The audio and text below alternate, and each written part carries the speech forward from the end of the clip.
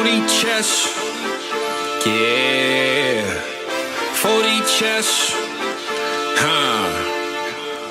40 chess. Let's get it. Yo, is that T-Dog? 40 chess. 40 chess. Hey. 40 chess. This a trade show. Patreon where the trades go. Tap in and watch. That's what you came for. Ain't gotta say my name. They know my name, bro. What's good, man? We got McNutted in ATM. Always start off the show with a trade from them. You should always make sure that your trade is in. Patreon, why not be a Patreon? Know you wish you could spend every day with them.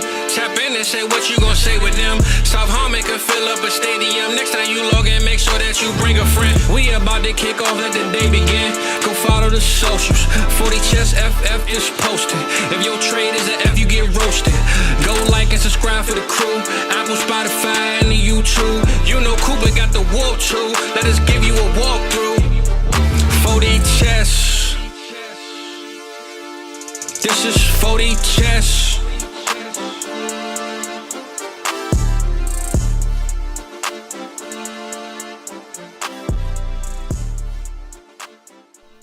We are live, the Dynasty Trade Show. What's good, everybody? Happy Saturday night, and we all get an extra hour of sleep tonight.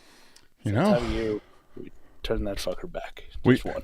I can't imagine there's many of us that can't use that extra hour of sleep. What's good, DB? What's good? Stro says this Iowa game is. Not sure what to describe Leave it, us but it in is. suspense. There No, you go. the Iowa game is good. Iowa game is good. Caleb Johnson almost 100 yards already. Let's go, man. 14-3 over Wisconsin. DB didn't even realize. He forgot that he gets an extra hour, and I'm sure he'll take it. Speaking of which, if you want to get an extra hour, you don't really need us. However, if you want to have your deals featured on the show, patreon.com/South Harmon. $5 tier, Mike. Get your trades in like the rest of the people here. We got 6 of them today. We're going to start off with one of yours. I'm just going to say we start off with criminal activity and behavior here. I'm not really sure what else to call this. Like best ball, all that other. Fuck that. Listen, I don't even care if this is inside of 2 minutes. No, like Jesus. This is just crazy. So let's see what the not actionable price on Jaden Daniels is. I feel like maybe I'm being a little bit over the top here, but let's see what the people say. This is a deal that I can't imagine exists many places for a J-Day share. So right now, sleeper side piece, we got Drake May and Jordan Addison in a third, right, are the ones that are being acquired here, and you get Jaden Daniels. Walk us through how this happens and what your thoughts are on this. I can't really tell you like how it happens, because if you see there on the trade, shout out to Sleeper for putting that on there. Very, very sneaky too, right? We used to have to go by the shit in the upper right-hand corner of the screenshots if they were there. Now it just flat out tells you who sent the fucking offer. Right. You know what I mean? So when you get it, I don't know. This is one of those deals. At least for me. Maybe people disagree with it. I'm not opposed to hearing alternative perspectives at them, but this is one of those dynasty deals when you get it in your inbox, you just like, don't fuck up, don't hit the wrong button. Yeah. Got it. All right, accept. All right, not gonna fuck around, not gonna set a counter, not gonna try to squeeze some shit out. You just go, yeah, right. Okay, done. No, we don't need to be cute here. I think when I look at this, right, and I know Shane Joe's playing in a bunch of Dynasty Best Ball leagues. He's doing really well in one that he sent to me. I know that if you do stuff like this over and over, right, just process-wise, forget the name for a second, you can actually end up working out. But I don't know what to say about it other than like from a standpoint of it feels like you left some value out here on this specific deal. So I got you here, Rob Gronkowski. I'll try to make him a little bigger. I know Rob has some poor eyesight, so we'll try to make him a little bigger for my guy. I guess what I'm saying here is that like you can make a bunch of trades where you can make down tiers and you can have a really good team because of it. Just feels like Jaden Daniels to Drake May. In particular, should warrant more than an Addison and a third. Like right now, Addison actually in best ball isn't even all that valuable. He's kind of got a bigger name than what his production even is in a best ball team. So, yeah, to me, this just needs to be I would say that he's either needs to say a first or a much better receiver in my personal estimation. Shane hit me afterwards that he wanted to diversify and get some more May exposure. So I don't know. I pulled him up on the lab, right? The lab.southharmonff.com. Go check that out. Great tool. But I pulled it up on the lab, and he has 2 Jaden Daniels shares and 1 Drake May one now. So like, this is first and only. Like, do you ever really say, like, I mean, Shane's in a fair number of leagues, all right? So let's not get that twisted either. Quite a bit, 24. All right. Can you say diversify if you only had 3 shares? Like, are you really diversified? Yeah, you can. And just probably not very necessary. You know, I mean, like, okay. If you have 3 versus now you have 2 because you made this trade, I guess I understand the point of diversification, and I like to do so myself. It just, I don't know. I don't know how many total leagues he's in. I'm not looking at his lab right now. 24. 24. Okay. So if I'm in 24 leagues and I have 3 shares of a single player, I'm not even really worried about being overexposed, to be completely honest with you. And unless this was a player that came from out of fucking nowhere, a Cedric Tillman like right now, right? Like let's say in that scenario, I had 3 shares of Tillman that went from completely off the radar, worth nothing, about to be a roster cut on most of my teams, to now I might be able to get one of them to be a couple of thirds or a second. Okay, yeah, you should probably pivot out of one of those type of a players. But I mean, these are big hitters. Like this doesn't even really need to be warranting. It's not like either one of these guys had seismic rise yesterday, and it's likely to go down. Jaden Daniels is here to stay inside the top 10 for Dynasty, outside of a catastrophic, horrific injury that's gonna, jeopardize his future career. Yeah, and Drake May's a nice player. He's definitely, I would say, suppressed relative to a Daniels, but it's not like his cost is, significantly depressed for some reason. This one wouldn't be warranting for me a diversification because I'm overexposed. Just a few things I wanted to point out too, just to ingest. What if you happen to have 33% exposure to Jaden Daniels? Would you diversify? I mean, in how many leagues are we talking? Like in your standpoint? Like 60. Yeah. Okay. There, yes, I might be more considering doing so, but like they got to be the right. I think the thing is for me too, when I get to a player that's Jaden Daniels is in kind of like God territory, right? The reason I say that is like I'm going to be pretty specific and choosy in the type of diversification I'm going to be choosing for Jaden Daniels. Like I'm not going to just do it to diversify, right? I'm going to get the type of return and players that I'm looking for. Otherwise, I'm not ready to diversify that type of a share. He's in a tier that's just everybody wants him. Literally, there's no one in your leagues that does not want Jaden Daniels on their team right now. It doesn't exist. Rebuilder, contender, it doesn't matter. So I can at least be as choosy as a motherfucker about who I'm trading him away for, what kind of package that is in return. So, and I don't know, for also another case in point here for me, I don't know if he's a contender or rebuilder. He looks, I'm going to guess he's a contender in this league. Is that right? No? Okay. All right. So the point I was going to make kind of goes away, but like on the rebuilding side, I mean, you're getting back young pieces in Addison, May, and a third, but May I can understand on a rebuilder taking. I don't even think I'm chasing an Addison share on a rebuild, Mike, to be honest with you. Hey, all right. I'll get to the last point, and then we got some breaking news. Mm-hmm. Got some breaking news for you. I don't even. Oh, the last point I had, just in regards to Warp for this league specifically. It didn't start as a great year for quarterbacks. Just kind of weird with this the way this league's set up. But there's 6 quarterbacks inside the top 10 right now in Warp. Total. 6. In this league here? Yeah. Nice. In this very specific one.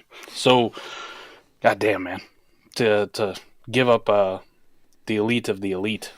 Right. Even though I like Drake May and, it's best ball, Addison's got his place. Draft capital is always something good. I'm not the strongest team either, so it's not like a late third or whatnot. So, yep, couldn't do it. I don't think I could do it, man. Yeah, appreciate it, Shane Joe. Though shout out to you for your process or whatever. You definitely came to the right person though. If you wanted to smash accept with no fucking haggling. Yeah, I was gonna say share. You could have Check. probably started higher and still could have. He could have worked me a little bit. That's the only thing is, well, you didn't even have to work, or you could have just started higher and got a smash accept still. All right. So the breaking news, Yeah. live for the first time ever on a live trade show. I just made a deal, Adam. All with right. JCap. With JCap, Okay. creator of the lab. We'll break this one down. Yeah. Let's do it. Do you have the? Send me the screen share. I'll pull it up. Fuck yeah! All right, we'll get to the next one. We'll work Yeah. this one in here. You DM it to me. You DM it to me in Discord, and we'll keep going, and I'll make sure we get it up though. Let's do it. Don't get mad at me for being on my phone. This is for the people. I don't think anybody will if you're telling me you got breaking news. Okay. Let's get Fizzle into the mix here. We got a 12-team Superflex PPR. We got 12 offense, 13 IDP. So this is the shit IDP 202. Oh yeah, 25 total. I like this.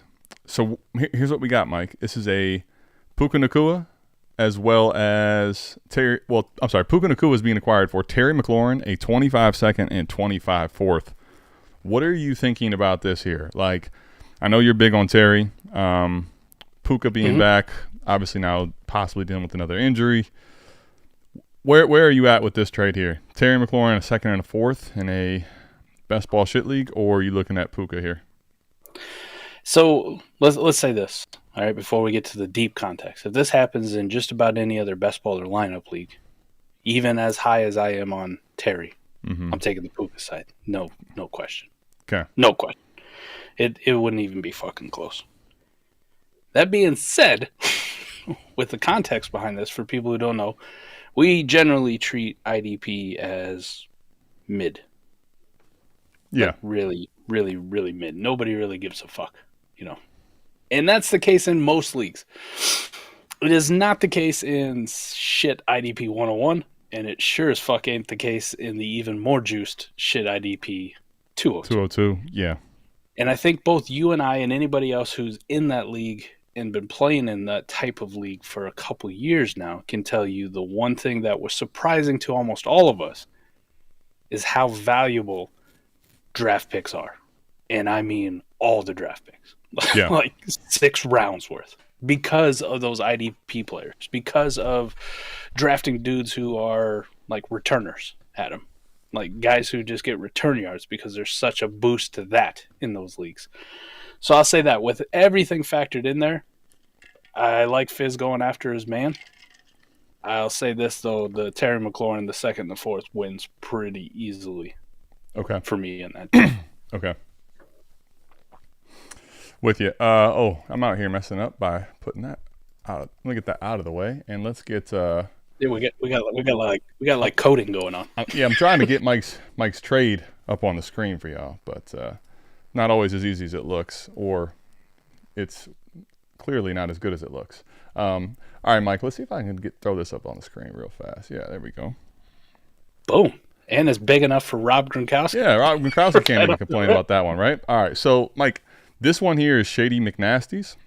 Is this a best ball or lineup league? Best ball league. Best ball league, okay. And you're getting... I don't know if you noticed this too, in the top right there. They started putting the shit in the trade screenshots. Sleeper did.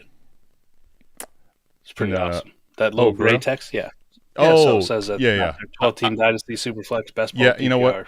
I have noticed that, and I just forgot to just read up there for a second. You're right. Sleeper's on point. They won't give me college fantasy football, but they're making some pretty decent changes elsewhere. Yeah, where they feel like it's warranted for their pockets, I'm sure. More breaking news, Caleb Johnson just scored another rushing touchdown. So in a best ball league, Mike, you're getting Josh Downs and Wandale for Brandon Aiyuk's ACL for the rest of the season. Walk us through it. All right, so JCap obviously really wants to tank, right? Like he's in a mix with our good friend No Games for who's going to be the worst in this league. JCap and I made a deal half hour ago where I got Jameis Winston for a third. This is a team that I wanted to tank in because I've won this fucking league the last 2 years, and I think it's time for me to like throw in the towel. Here's the problem though, Adam. Nobody seems to want any type of Derrick Henry, Saquon Barkley, AJ Brown that's on this team that's been carrying it for a while. And I am in 5th place right now. And as far as points for go, even in a best ball league, I may be in 5th place, but I'm like 50 points off the lead on a team that I haven't really been like, I've been actively not giving a fuck, right? So I had zeros on my bench. I had injured dudes on my bench. I'm like, I'm definitely tanking, rebuild, keep trying to deal. Nobody wants to fucking do anything, Adam. So we've reached the point where I looked at it tonight and I went, fuck it. Fuck it. Like, why not go back in? I still got my pick in 2025 still. I had everything set up to properly tank. Nobody wants to let me do it. So I sat there and looked, and after I made that Jameis trade, that was the first thing. I was like, what else do I got? I got to start cleaning up this fucking bench. And I'm going through it, and I'm like, oh, look, Brandon Aiyuk and his ACL. Well, maybe me and J-Cap can make a fucking deal here. Maybe J-Cap wants to get some points off his team, and I want to get the injured guy off and maybe try to go for it. So I sent it out to him, and obviously it was the right move because I didn't get no counter or nothing. I just got to accept it. Done. Yeah, I think I get the zero off the team, get 2 fucking wide receivers in their place. I think before the context, I want in best ball, the Wandale and the downside. Aiyuk is a player you and I both are fond of, have plenty of shares of. This feels like a really nice pivot off of a injury for the rest of the season in a best ball league anyway. Let me go ahead then and take this out of there. Get this off. Let's get back and let's finish up on this this Fizzle-Dallas type trade here. Okay, so with this Fizzle trade, I think you were talking about how the best ball nature of this as well as the IDP makes it switch to the Terry side for the most part. I would say with the scoring and the settings of this league, I would agree. Because those draft picks are so valuable, right? Like that. Right. It takes defensive players up the board significantly, making all the picks that much more valuable. I would say even there, though, Mike, like I will lean the McLaurin side, but it's not necessarily egregious to go get a Puka share. I think this trade kind of makes sense. I will say that the Terry side probably, because of what that second can mean in a draft pick or in a trade in the future, could turn into, even that 4th becomes more like a 3rd. So that's why I want the Terry side by a hair. But I think there's still, even in this type of a league, a world where what Puka means in a future trade or what his dynasty value could end up being again, Fizzle might end up still being on the right side here.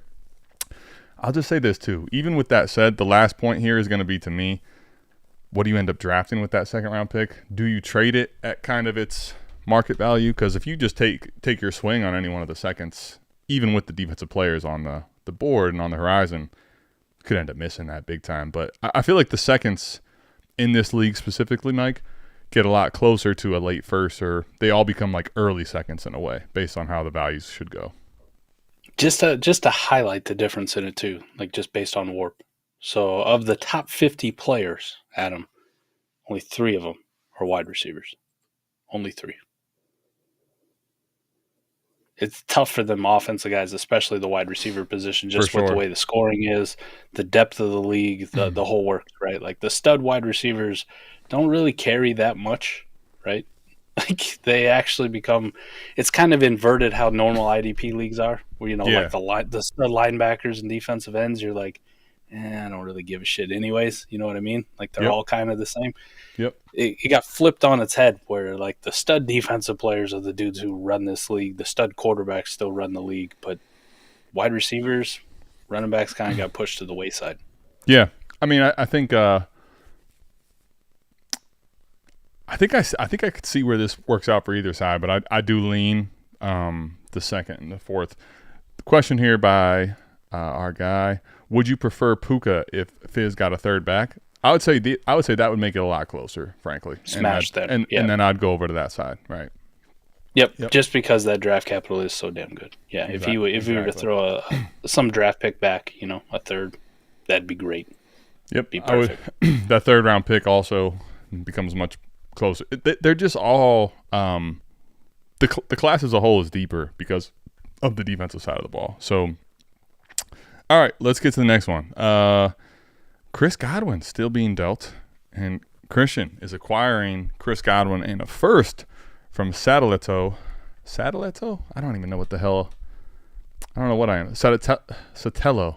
I don't know how to say it. Don't know how to say it. I'm just butchering it again for Jaden Reed. So, Mike, do you want Jaden Reed or Chris Godwin in a 25 first?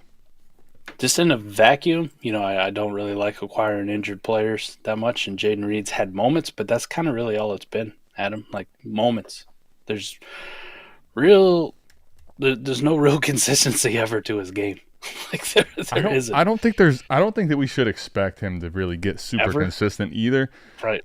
I feel like the more consistent he becomes, the closer to elite territory he should go. I think he's going to be a boom or bust with the significant boom potential. But yeah, no, I'm with you on the point that you're making here for sure. Context around it though, Sotelo, top 3 team, 12-4, with median scoring, obviously. Christian out here tanking, hopefully, kinda. He's like mid. Should be taken now. Rob, I'll just say real quick. I'll get to this question before we get off the stream. All right, I got you. I think I'm okay with it if I'm a competing team in best ball to send my first and Chris Godwin for Jaden Reed, even though he's kind of inconsistent. I'd have a harder time doing it if it was a shallower lineup because Jaden Reed's just like I feel like I'm going to get disappointed more than I'm actually going to hit on and capture all his warp in the lineup league. Right. I'm getting all those boom games though in a best ball, so I think I'm okay with it. And in best ball, you know how it is on these sleeper leagues. You have to get these injured dudes off your team, like you really do, and you got to capitalize as soon as possible. I think I'm fine with it. I do like it though for Christian too. If you're not really in it, get a receiver, get a first, send away a guy that's kind of boom or bust, and I don't think is ever really going to threaten for wide receiver 1 territory. And just move on with yourself, diversify a little bit. Yeah, I mean, so when I'm looking at it, right, this now becomes his wide receiver 2. So he goes T. Higgins, Jaden Reed. Now he's got still on the team like DeAndre Hopkins, Pop Douglas, Keon Coleman, Jalen Polk, DJ Turner. Like, Mike, I'm looking at this team. What's crazy is 12-4. We're starting 12, and I feel like the names that go with his wide receiving core don't really make sense to the record. Now, a lot of the other pieces here that he has to start 2 tight end.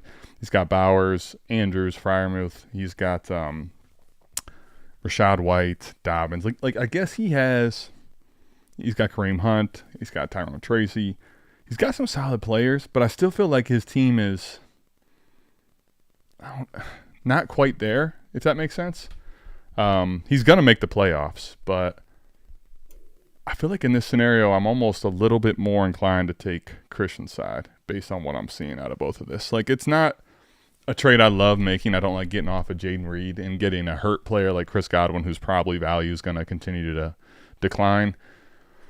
But, Mike, if you tell me this is a mid-first and the Chris Godwin piece I can try to move in the offseason, hopefully next year before the games pick back up, I think that's the way I'm leaning on this trade.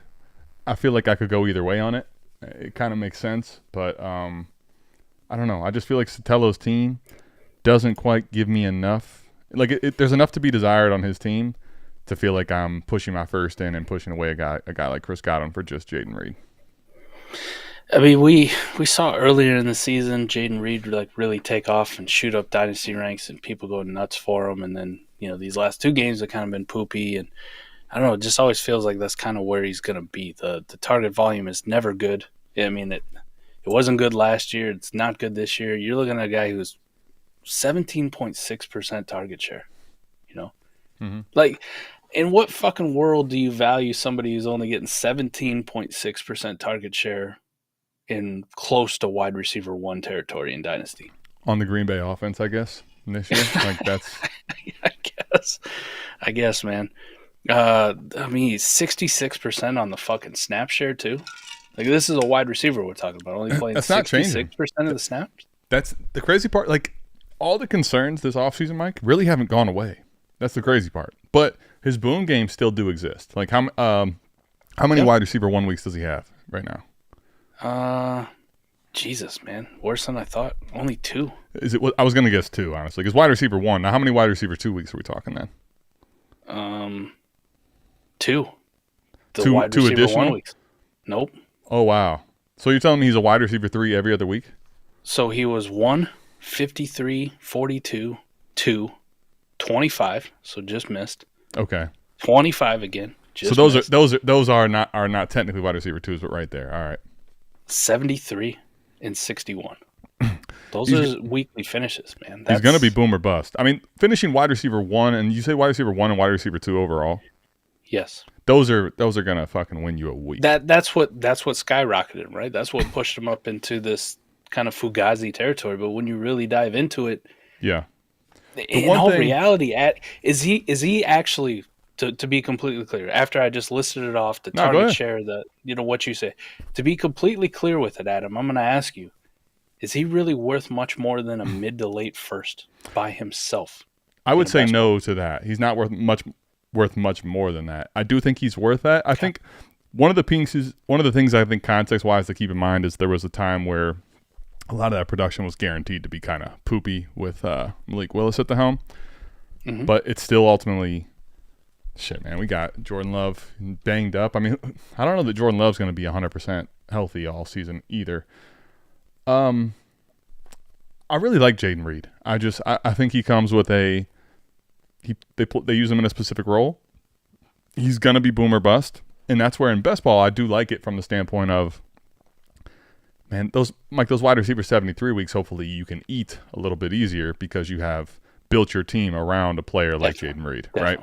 So that's one thing I will lean more a Jaden Reed in a best ball than in a lineup. Even still, like I'm not telling you I'm out on Jaden Reed or anything like that. I just think that there's a lot more coolness that needs to be around the name of Jaden Reed than there currently is. Not that I don't like him. It's not a perfect situation. So I lean Christian side here because right now I don't know that Sotell's team is necessarily elite after making this deal. So that's kind of where I stand on this one. It's not the worst thing on either side for me. It's a fair deal. It's a fair deal. Trying to figure out before somebody loses their fucking mind, in the comments post, but you guys are severely undervaluing Jaden Reed or whatever it is. There's a reason. Well, you still could feel that way. We're just telling you why. Now, speaking of people we've severely, holy shit, according to some, undervalued, I don't think that's true, but we've been amidst getting a lot of things wrong so far this season. Mike, one of the things that we got correct, or I've gotten correct, is that ETN is just not worth his weight, let alone in gold at all, I would say. Ever since Thomas Tipple and yourself and I did AMA, and when he told us that when Bigsby didn't play at all last year, he was still more efficient than ETN was, I'm like, hold up, man. I got to go take a look at this. And started doing a ton of deeper context dives, looking at film, looking at just a lot of the ways in which his fantasy points came, and it was all volume-based, Mike, all volume-based. So he was scaring the shit out of me going into this year. We're to the point where someone's trading him for a single second and 25. Lineup start 10, PPR, half-point tight end premium, biased football dynasty. Mike, what do you say here? A random 25 or ETN? Man, at this point, I think I'm kind of in that boat of fuck around and find out for this price. You've reached the ETN. You've reached the ETN fall. Yeah, I'm willing. I'm willing to see, I guess, at this price. Now, I could still very likely be wrong, and he could be absolute just fucking ass, and this would be an overpay. But it feels about right, like a mid to late random fucking pick. Fuck it, give me Travis Etienne. I'll see if he's got it. Let's give you some more context.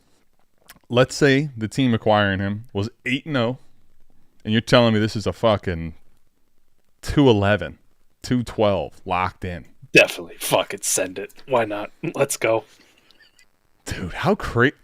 And Go Fade Me's in last. So, obviously your ETNs. While he's, not giving you what you wanted, I'm sure you never saw this. It's what am I doing? Holding him as well? Goodness, Mike. How the mighty have fallen. Yeah. Cratered. The 211, 212 locked in? This is a team that's going to get a bye. This is a team that's going to get a bye. We're talking at minimum, best case scenario, this is 209 in this shitty class. Holy hell, man. Here's what I will ask you.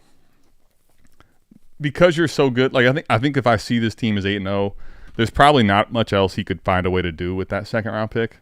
I was getting ready to tell you, like, maybe I would have maybe seen if I could hold on for a little more and try to use that second for less of a name, right? That might be more stable in production or has a role that, while it's gross or crusty, like we just want later on in the year when the injuries continue to pile up. I don't even know if you're going to be able to get an opportunity to do that if you're this good. Like, if you're this 8-0, clearly a bye, like, people start telling me that second's a third. It's just like, all right, well, fuck it. I guess I can't do much better. Just hope for the best with ETN. But it just, I don't know. It feels like on the contending side, is he really going to do that much for you either? Like, it just, I don't know. It kind of feels like a weird trade. I can totally get behind it for team that's 8-0, Gerard. But, man, yuck. Imagine if you have ETN, Mike, and your team's that bad, and you have to sell him off for a late second right now. Like, how much value you felt like you bled in the last 3 months, right? Yeah. I don't know. I probably would have asked for something else, but Jesus. At that point, man, if that's the best I could do on ETN, even on a rebuild or a tanking squad, I think I hold just for like a upside. Because he's not hurting me right now because he's not fucking playing. He's not doing anything to fuck up my tank. So the first week he actually came back and did something, I'd be like, I'm definitely getting something more than the 211, 212. So, I think this is a worthy gamble. ETN side loses in any trade. I love the hate, and it's not like I also won't say it's not completely wrong. All right, guys, I'm gonna get off this one because this is kind of making me a little bit nauseous thinking about just every piece of that trade. Sick. It's just nasty. Speaking of nauseous, buddy, there's a lot of stuff going on with Shane Steichen and A-Rich that make anybody sick. I don't know if you saw, like, there was some deeper context stuff about how, like, he's not even going to give him feedback on, like, what's necessarily right or wrong. That's for him to find out. Like, okay, I don't really know what to say about what are we doing? I mean, apparently you hate him. A-Rich in a second, Mike, or Sammy Darnold. You want to talk about how people in times, and we have fallen on hard times have changed. I mean, holy shit. In what world ever, Mike, A-Rich is dead, maybe. Like, he's deceased. A second on his side plus equals Sam Darnold. What do you say here in a half PPR, half tight end premium lineup start 9? Lineup start 9 with half PPR too? Sheesh. A-Rich over Sam Darnold in almost every single situation, minus the fact if I was a contending team, like a real contending team. I'm not saying I take Sam Darnold over A-Rich. I just don't make this fucking move in general. Like, if this is the best you're sending me for my Anthony Richardson that's doing nothing on my contending team, I would rather fucking lose and watch him go to 0 than fuck around and do this. So, but what about, but hold on real quick. But what about now, let's say you're a contender here and you get a second on top. Would you take the A-Rich side? Oh, no, I'm saying, like, if I had Anthony Richardson on a contending team. And some rebuilders trying to send me Sam Darnold. Right. You're saying no. I'm still telling them to fuck off. Right? Okay. Now, if I'm a contending team and they send me Anthony Richardson and a second for my Sam Darnold on my contending team, I still do that. Still take all right. I misheard you. Yeah. I was because I still feel like I can find a way to get a second and something else to go get me something maybe grosser sounding than Sam Darnold, which is kind of insane. I could take that second. Go get a Geno. I could pocket A-Rich on the bench as an upside play down the road. I could take that second that I just got for Sam fucking Darnold and go get Jameis Winston. There you go, Jameis. Right. There you go. That's exactly the play I think that you have to do and have to try to make, right? Like, here's the thing about Anthony Richardson. Says he got A-Rich for Cousins straight up. See? It's not bad either. The list of quarterbacks that I would take over Anthony Richardson, it's not as bad as you think. Let's just say that, Adam. It's not as bad. There are a lot of starting quarterbacks in the league right now that I would fucking just take Anthony Richardson straight up. And here's why. It's a pure process play. It's not me fucking doubling down on take lock or whatever. We have seen this scenario play out before, Adam. Like we have with Fields. I've seen it with Josh Allen. I've seen it with Jalen Hurts. We talked about this shit on Wednesday Night AMA. It's the upside that Anthony Richardson offers you if he turns it around at some point within the next 2 years is unmatched by 95% of the quarterbacks starting in the NFL. So Mike, you know what's interesting is, now granted, I mean, you could tell me that I'm biased. I'm stuck on my take lock, whatever, because I was in on A-Rich. And that's fine if you feel that way. But I think the big difference is, Mike, like when this happened to Bryce Young, part of my big pause on like buying back into Bryce is not that he wasn't a talented player, is that I just didn't see, though. Let's say he does have a bounce back some team. I don't know that that actually means that he's still fantasy relevant, like fantasy dominance. I don't know that that exists at all. His style of play and his just frame didn't really give me a lot of belief that that type of upside was worth the swing. Like for me here with A-Rich, you talk about it with Fields. Talk about it with any player that has a significant rushing upside. A-Rich is on a short list of players that do meet that. So that's the big difference for me here is that, listen, while it's scary as hell, I get it. Like if you talk about Anthony Richardson's passing over the entirety of his starting, like I get why you would be scared off given the body of work that he had, given how he looked at times in college. Like I 100% get it. But man, still, if he was able to find a way onto a better team at some other point, find himself under center in a situation like Pittsburgh this year, dude, you saw what Justin Fields was doing. It could be that plus some, right? Like a guy that just gets a ton of work on the goal line too. So I'm shooting my shot on A-Rich for sure. It definitely will be tough, though. For me, I have a bunch of shares. Like, I don't want to acquire him on a contender if I don't have to, but there's going to be times where if it's like this, yeah, I'll use the second pocket A-Rich as an upside play and then go find a way to get a crusty-ass another quarterback. Like, that's the beauty of this type of a trade where it's not one for one, you know? We're seeing Sam Darnold in the absolute best possible fucking situation he could have found himself in, and he's still below mid.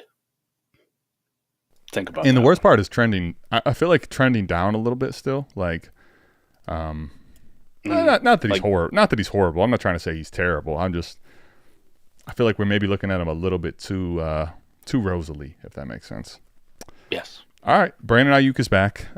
If I would have known that Mike was getting a deal done on the clock on the trade show with Brandon Aiyuk, he would have been the thumb. But we already had that. We did that last week, so I don't know. We'll just keep it going. Brandon Aiyuk in a second. Holy hell! What is Krusty Land's total fab budget? Because T. Higgins and $325. Here's what I will say to you, Mike: $325 in a best ball start 12 that Chill Will's acquiring is worth a very nice draft pick. If that's like out of 1,000, if it's out of 500, fuck me. It's worth a great draft pick. Just Brandon Aiyuk and the second side loses whether there's fab in there or not. Right? Just lose. Fuck, I'd traded him for less. If it was Aiyuk in the second for T, I like the T side. I get it for the Aiyuk side, Mr. Wonderful, for sure. But like, it's tough getting. I guess T. Higgins also keeps being, I don't know, what the fuck's up with him in these injuries too? That's the only thing about T that doesn't make me quite as solidified on that side. But the fab to me, Mike, destroys this trade. That's the part where Mr. Wonderful, who I'm normally seeing and applauding in deals, that's a piece I would have given him some fab if that's what it took. Not this much though. That seems excessive personally. Like what that's going to bail you out of weekly seems kind of insane. The one thing I do know of Brandon Aiyuk not scoring any points for the rest of the season, and not scoring any points for first 4, 5, 6 weeks of next season. Yeah, you would think a month. It's going to be a bit, and then when he does I would come personally back, think the about points a are month. going to be that good. Yeah, Right. I'd rather have T. Higgins pretty fucking easily because even while he's out right now, you know he's coming back at some point. Maybe it's after they lose this week and he gets traded right before the trade deadline. I love that call. And then he's like Devontae Adams, he's magically healed. As long as he's not like Deontay Johnson, who finds himself in a that too yucky ass situation. Yuckier situation. No, T. Higgins pretty easily here, and the fab is, like you said, it's not to be overlooked, but it definitely just became icing on the cake, and pretty good fucking icing, like buttercream frosting. Ooh, buttercream. That sounds delicious. Yeah. T-Rock, I like this. The Adams hamstring injury. It only heals after getting traded. It's See? It needs new scenery in order to improve. I mean, different climate. Yeah, I think I don't know. I think in process though, getting that extra second here would make sense, especially because I don't see this person. Like if Zeus the Assassin is not in the trade, if this ends up being more of an earlier 25, I think that would make sense for the Aiyuk pick. Like if I'm sorry, for the Aiyuk side, if you're getting a Aiyuk and let's call it a more of an early second, I think I can make sense of that. If this was Chill Will's team and we're just like gifting him, and that's like his late 210, 211, 212, yuck. If that pick still looks like a 211, 212, yuck. This is crazy because normally the fab doesn't bring in that much of a difference. I just feel like this season, with how many injuries we've already seen, with what we're likely to continue to see, 325 feels like it's a weekly lottery ticket. As crazy as it sounds. Yeah. Zeus the Assassin is in 9th place right now. So currently the 104.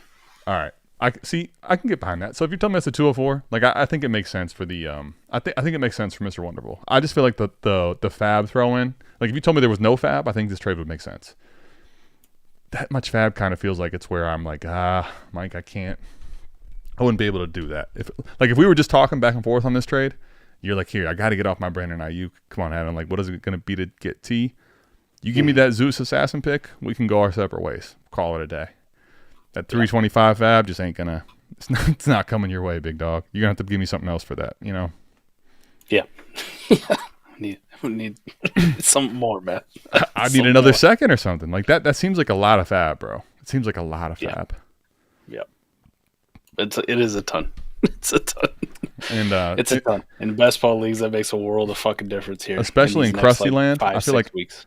You know how good I can be living in Krusty Land on the Krusty waiver wire with 325? I'll be living the high life over there, buddy. Like, before people forget, man, league winning Jake Browning wasn't even heard of at this time last year. Easton Stick, while it sounded awful, right, was giving people Aiden O'Connell. Like, I can keep coming with them. We can keep coming league with them. winning Easton Stick. Yuck. Especially because Eric's been on this thing for like 3 years about how Easton Stick's the god awful, worst quarterback he's ever seen in his fucking life. And he's not wrong. He ain't wrong, but Easton Stick went out like one a week. He did. One a week. I think it was the semis. It was either the semis or the first week of the playoffs. I remember him winning, not a matchup I was in, someone else's matchup. I'm like, holy crap. Easton Stick was the reason the other manager won, and that's kind of insane. All right, listen, we're Santa Claus shit, man. What? These Hawkeyes. Yeah, these Hawkeyes. Listen, Rob, I told you I had you. I hope you're still here because we got you. How do you go about balancing selling your future draft picks to make a run for a ship while also not destroying your future? I know. Rob's a busy man. Yeah, I think there's a lot that we can talk about with this, but Mike, I'll let you kind of start up. Well, I was gonna say I know Rob's a busy man, but me and Matty Kewum dusted off the old shelf 4D Chess Dynasty Football podcast. Go check it out, South Harmon Fantasy Football, wherever you get your podcast, and listen to it because we talked about this exact thing far more in depth than you and I will be able to about balancing picks and when to sell them, when to push them in as contenders. I'll say this. If you still got them at this point in the season, it's a good fucking problem to have, Rob. It's a good problem to have. Now is about the time, though, you're starting to judge like what you need to versus holding them. The TLDR version of it, that last part about it, destroying your future. if I'm actually a contender this year, 25, 26, 27, I don't give a fuck. The goal of my season is to win right now. Win right now. Take home the championship. Brag about how I'm the best in the league. And I'll worry about the future when the future gets here. But you win 1 year, it pays for a lot of league dues for about the next 6 or 7. So just keep that in mind. You could trade them all out for fucking 6 years. You're still going to be playing with their money for a while. Yeah, I think for me it's the longer the season has gone on, meaning every single week we're getting further and closer to the playoff starting. If you're in a league where you're allowed to trade them during the playoffs, every week that we are closer to finding out, you're very much in the playoff mix. You have a bye. You're one of the teams that's on top. I'm leaning more and more towards willing to sell these picks for whatever it takes to get my team the best roster construction, filling every single hole that I can to have the best chances to win right now. So basically every single week moving forward, as long as your team didn't catastrophically get blown up, like if you didn't wake up tomorrow, or let's say Monday, and your team is a shell of itself. You had, all your quarterbacks in Superflex plus a couple dope receivers all get hurt, and that makes your team entirely fucked. I'm starting to sink more and more of my picks in, whatever it's going to take. I'll sink picks 25, 26, 27. I think the more I'm sending first-round picks into the future, I would like to get players back that have some value insulation if something bad was to happen like this, an injuries type of thing. That's the only thing I'm worried about is, like, can I pivot these at some other point? I don't necessarily have to have my 27 or 26 future first-round pick per se. I just want to make sure I'm not getting only players that are going to go from whatever they are today to complete dust because they got an injury. That's the only kind of balancing act I'm really worried about. I don't need to have any of my future picks on sleeper, right? I don't need to have that. Mm-hmm. I just want to make sure I have a little bit of protection so that I can continue to pivot if something was to go wrong. Yes, sir. Yes, sir. Man, we got super chats all over the fucking place here. Super chats coming in, man. It's like a mini AMA type vibe, type beat. All right. Stro, appreciate it, dude. Live trade just made, fellas. Sent Murray for AR and London in a 12-team Superflex. I'm deep at QB. Good luck, everyone, tomorrow. Cheers. So he's getting off of his Kyler for Drake London and Anthony Richardson. Mike, what do you say here? So a lot of people ended up kind of having what I like to call like the surplus Kyler Murray.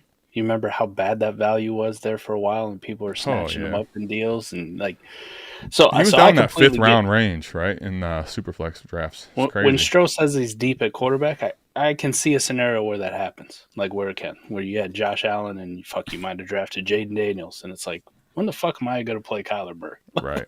When am I going to play? Or you had Hurts and Allen already, or whatever the fucking case may be. Maybe Lamar, because people also got Lamar on the fucking cheap. It's like, when am I going to play Kyler Murray? Lamar wasn't going to play a whole season, Mike. Remember that? I'll say in general, if there's no context to it, I probably prefer the Kyler Murray side, even though in your traditional 12-team, 4-point passing touchdown league, as far as warp goes right now, Drake London is kind of murdering Kyler. Yeah, he's a god. Yeah, but Kyler's kind of on the ascension too, especially after last week. Like the offense is looking a little bit more, and like you're getting more excited about it. And Kyler does have that ridiculous ceiling because of that rushing floor. Right. If you told me like I felt I was deep at quarterback, so I sent away Kyler, but like what you meant by deep at quarterback was you had like Baker and Goff, or like Goff and Cousins. I'd tell you that was a move I wouldn't fucking make, right? That was a move I wasn't going to make because Kyler should be fucking starting every single week for you. You should just ride the highs and lows. But if you already had two pretty good quarterbacks, legitimately, I definitely see trading for London and then just backfilling with a dart throw with Anthony Richardson for the rebound. Yeah, I mean, with the context of this, like here's what I would say. Without the context, knowing that you had a deep enough quarterback room, I could understand going for it. It just feels really risky when you had quarterback like going from, let's say, a secure quarterback field, Mike, of 2. Like if I had him and let's say I just had for hypothetical points, I had Kyler and Lamar, but then my drop off was pretty sizable. I'm not going to say Warp still doesn't lean, especially in the start 11, to where London going there makes sense. Just feels risky. It just feels risky for not the reason. Like I feel like I'm risking it for not necessarily the smartest of reasons. With the context, it's easy for me though. Like if you tell me you have two pretty solid quarterbacks, yeah, it's a great pivot. So I like it for you, Stro. If you didn't have that quarterback's significant like ability to do type of trade like this, I probably would not be advocating for it. However, here we are, and Salt says picks are temporary, champions are forever. Certainly the case. It certainly is the case. Hopefully, some of you guys are getting closer to winning a title. This season, Mike, has been, I don't even know what to call it. Like, it's been a lot of fun, but it has also been just Grueling. It feels grueling's a good word for it. Like every single week, there's been good things that have happened to a lot of my teams. There's a lot of my teams that are in great shape, but man, what has gone on the negative side weekly also, every single week has been terrible. There's been some things that have absolutely tormented, will continue to haunt far past Halloween my teams because of this season. Like it has been, dude, grueling is a great word for it, buddy. It has been a grind. It has been sickening how much has gone on 8 weeks into the season. It's honestly insane. It's insane. And I have to remind myself, there's times I'm frustrated and mentally drained and No problem, Rob. it's grinding and it's grueling. It's still sure as fuck beats not having football. Oh, yeah. It sure as fuck beats July, when there's nothing. 100%. Mike, you have to have – we don't have to – I feel like the problem is we don't have to have this much level of injuries and detriment and torment, but you're not wrong. I mean, while it's fun to talk about all this Dynasty context and the fun things that we need to talk about in Dynasty in that time of year because there's nothing else to talk about, oh, man, it's brutal when you're like – right after the NFL draft takes place, Mike, so you're talking back end of May all the way until football comes. That's a different form of grueling that I would prefer this form of grueling every single time where you don't want to, dude, you know how many people right now, I'm not going to go through this list. I feel like we could, but every single week we're talking about actual name values that are huge pieces for people's teams every week. Multiple pieces going out the window. Some of them just get sat for Joe Flacco. Some of them have an ACL injury. Some of them, I don't even know. Travis Etienne, whatever the fuck you want to call that. Like, it's just, it's gruesome. So, we appreciate all you guys. Appreciate the Dynasty Trade Show. What? For all you Hawkeye fans out there, we're having a good fucking night at the expense of our nemesis, Wisconsin, man. Caleb Johnson, ho-hum, another 150 yards and 3 touchdowns at him. That boy good. Boy That good. boy good. Pitt is getting their doors blown off, huh? Yeah, I'm going to lose some money on that one, too. I started to try to become a degenerate gambler this week. Oh, no. Yeah, so we're gonna probably piss away like $500 pretty quick. All right, this is the trajectory I'm on. I'm actually going to the Pitt Clemson game for my birthday in a couple weeks now, Mike, and that won't be quite as if Pitt was going to be undefeated after beating SMU tonight, that would have been kind of a fun one. Now it feels like Clemson's getting ready to get in there. No, I'm living the dream, man. I was beating the shit out of Wisconsin. Caleb Johnson's having a day. We're doing a live trade show, and Iowa State got upset today. There you go. Undefeated no more. Cyclowns. Eat shit. Eat shit. It's great, man. And Taj Brooks is the one who scored the game-winning touchdown. Unheralded. So you guys should know, 2025 draft class, Taj Brooks is also a running back to watch. A boy good, too. If you know, you know. Couldn't imagine how much grueling fantasy would be without you, my dudes. Appreciate you, T-Rock. Mike, I think that's all we got, buddy. Let's go. Appreciate everybody tapping in. We'll see you back here. I don't know if it'll be the same time, but it'll be the same place. It'll be Saturday. We were trying to do this during the day. Didn't have the trades pulled like I thought we were. So we did a live the evening. We'll definitely be live at some point next Saturday. But until then, we'll see you back here for the Dynasty Trade Show. We are out of this thing. Peace. It's fucking salt.